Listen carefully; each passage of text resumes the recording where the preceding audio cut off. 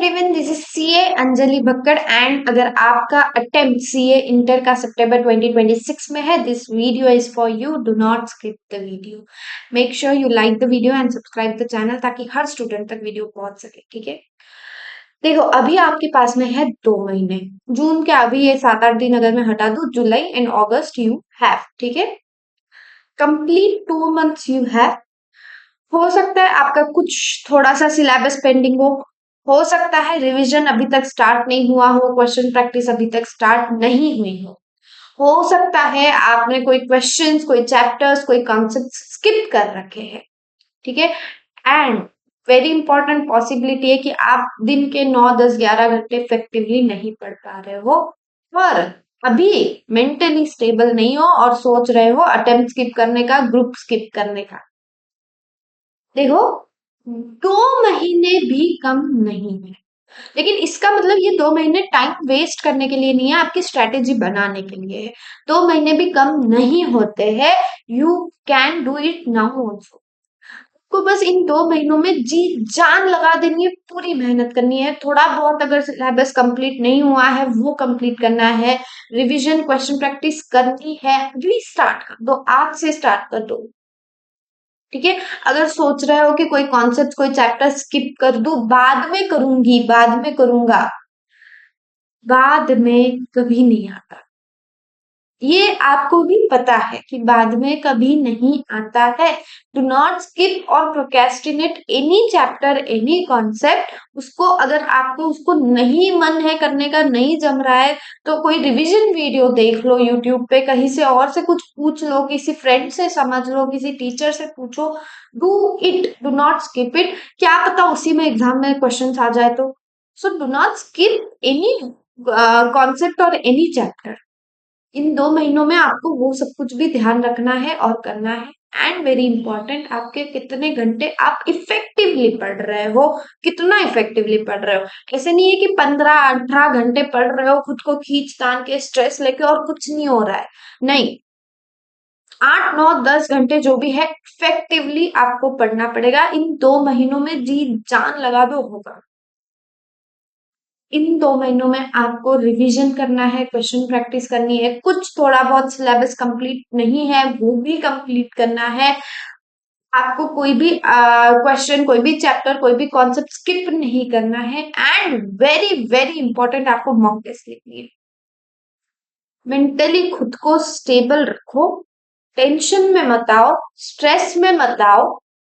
अच्छी से बैठो, मेडिटेट करो, लगे तो दिन का daily morning 5 minute, 10 minute, 15 minute, जितना भी है मेडिटेट करो. या हो सकता है किसी से बात करके आपको अच्छा फील हो सकता है, जो आपके लिए अच्छा चाहता है उनसे बात करो ताकि आप थोड़े से रिलैक्स फील हो. खुद को मेंटली स्टेबल रखो और ये सारी चीजें 2 महीनों में करो.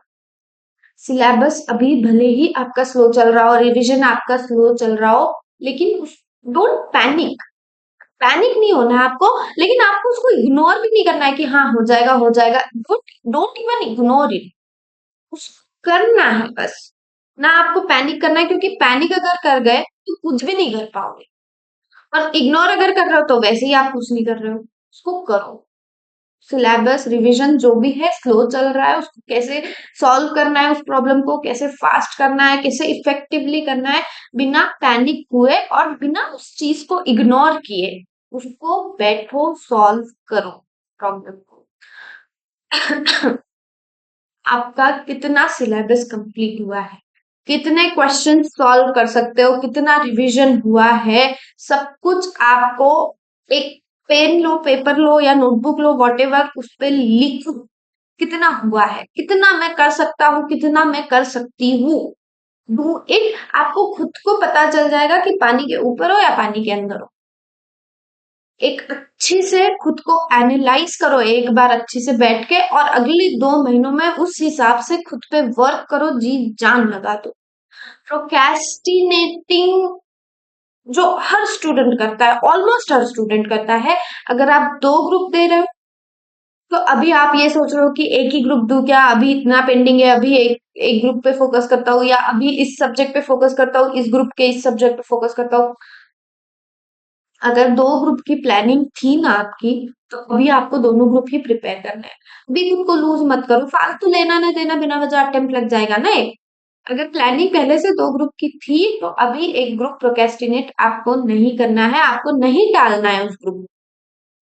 एंड अगर आपकी सिंगल ग्रुप की प्रिपरेशन थी, तो तीन ही सब्जेक्ट है, तीन ही पेपर है और 2 महीने का टाइम है, सोच के उसको कैजुअली भी नहीं लेना है।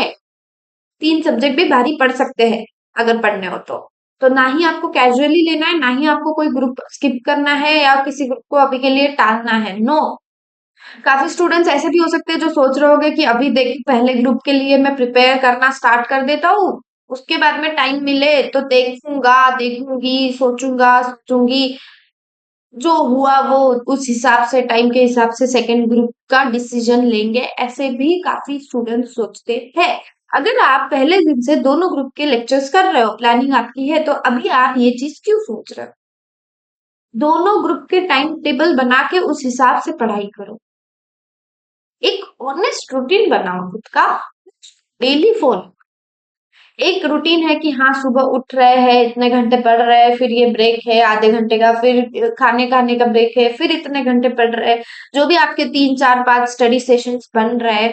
एक ऑनेस्ट रूटीन डेली का बनाओ और उसको डेली फॉलो करो, no matter what. Follow it for 2 months. कैसे देखो ग्रुप क्लियर नहीं हो जाएंगे? दोनों ग्रुप क्लियर हो जाएंगे। आपको इन 2 महीनों में अगर कुछ सिलेबस कंप्लीट नहीं हुआ है तो वो कंप्लीट करना है, रिवीजन करना है, मॉक टेस्ट लिखनी है, क्वेश्चन प्रैक्टिस करनी है। हर हफ्ते या हर एक सब्जेक्ट के रिवीजन के बाद खुद को एक रियलिटी चेक दो। कैसे दो पाओगे रियलिटी चेक? मॉक टेस्ट लिख के। पेपर लो, बैठो 3 घंटे पेपर को सॉल्व करो, कितना सॉल्व कर सकते हो, नहीं कर सकते हो, लिख पा रहे हो, 3 घंटे में पेपर कंप्लीट हो पा रहा है क्या? Everything check it. खुद को एक रियलिटी चेक दो। को कंफर्ट जोन के बाहर आपको निकालना पड़ेगा। और जब तक खुद को कंफर्ट जोन में रखोगे तब तक कुछ नहीं होने वाला है। कंफर्ट जोन में नहीं हो पाएगा, रिस्क लेना पड़ेगा, खुद को कंफर्ट जोन के बाहर आपको निकालना पड़ेगा, मॉक टेस्ट लिख के देनी पड़ेगी। देखो अभी आप मॉक टेस्ट से डर, हो सकता है काफी स्टूडेंट्स डरते हैं कि अभी सिलेबस हुआ नहीं है, अभी रिवीजन बराबर हुआ नहीं है, मॉक टेस्ट दू नहीं दू, डर लगता है कि बराबर मार्क्स आएंगे नहीं मॉक टेस्ट में, तो क्या डिमोटिवेट हो जाएंगे, ये वो भी। मॉक टेस्ट में खुद को खुद को एक आप एक्सपेरिमेंट करके देख सकते हो सकता है मॉक टेस्ट में आपको 30 मार्क आए, 35 मार्क आए, 40 ही आए, 45 ही आए, 45 ही आए, वॉट एवर, अभी ठीक है ना। एग्जाम पेपर में वो मार्क्स ठीक नहीं रहेंगे ना, तो डरो मत, उसको दो, लिखो और फिर एनालाइज करो ना कहाँ गलत जा रहा है, क्या करना है और कितना करना है, सब कुछ।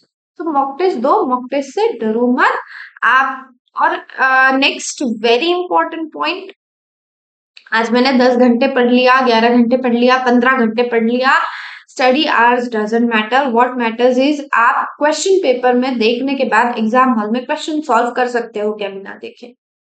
दिन के 15 15 18 18 घंटे पढ़ने के बाद आप अगर लिख पा रहे हो, सो यू वन। लेकिन अगर आप नहीं लिख पा रहे हो, तो फिर कहीं तो कुछ तो गलत हुआ है। तो खुद को कंपेयर करके किसी और से कि वो दिन के 15 18 घंटे पढ़ रहा है और मैं 10 ही पढ़ रही हूँ, मैं 9 ही पढ़ रही हूँ, वो नहीं मैटर करता है। मैटर करता है कि आप क्वेश्चन सॉल्व कर सकते हो क्या बिना देखे एग्जाम में। और वो कैसे चेक करोगे? आप मॉक टेस्ट लिख के। ठीक है, अभी भी टाइम है, टाइम को लाइटली लो मत। इन 2 महीनों में आपका जो है रिजल्ट डिसाइड होगा। रिजल्ट जो है एग्जाम हॉल में या एग्जाम के बाद डिसाइड नहीं होता है। आखिरी के 2 3 महीनों में आप कितनी मेहनत करते हो, कितना रिवीजन करते हो, कितना खुद को कंफर्ट जोन के बाहर निकालते हो, उस पे से आपका रिजल्ट डिसाइड होता है। रिजल्ट आज से डिसाइड होना स्टार्ट हो गया है। अगर आपको लग रहा है कि अभी एग्जाम के बाद रिजल्ट डिसाइड होगा, गलत। मेहनत करो, पढ़ाई करो, स्टडी रिवीजन करो, मॉक टेस्ट लिखो, डेली का रूटीन ऑनेस्टली फॉलो करो, खुद से झूठ बोलो मत। खुद से झूठ बोलना बहुत मुश्किल होता है, बोल नहीं पाओगे। खुद से पूछ के देखो मैं ऑनेस्टली रूटीन फॉलो कर रहा हूँ क्या, कर रही हूँ क्या? Study, do it, you can. And if you can't then move it. सोचो ना क्यों आए थे जर्नी में, करना है सारे खुद के ड्रीम्स गोल्स सब कुछ सोचो, आराम से कर पाओ। ठीक है, all the best for your journey, all the best for your exams. If anything else is needed do let me know, मैं हूं अवेलेबल। मस्त से पढ़ाई करो, 2 महीने का सोच के टेंशन में आके पैनिक में लेके कि अटेम्प्ट स्किप कर दूं ग्रुप स्किप कर दूं, no, do it, you can. ठीक है, all the best, bye bye, thank you so much.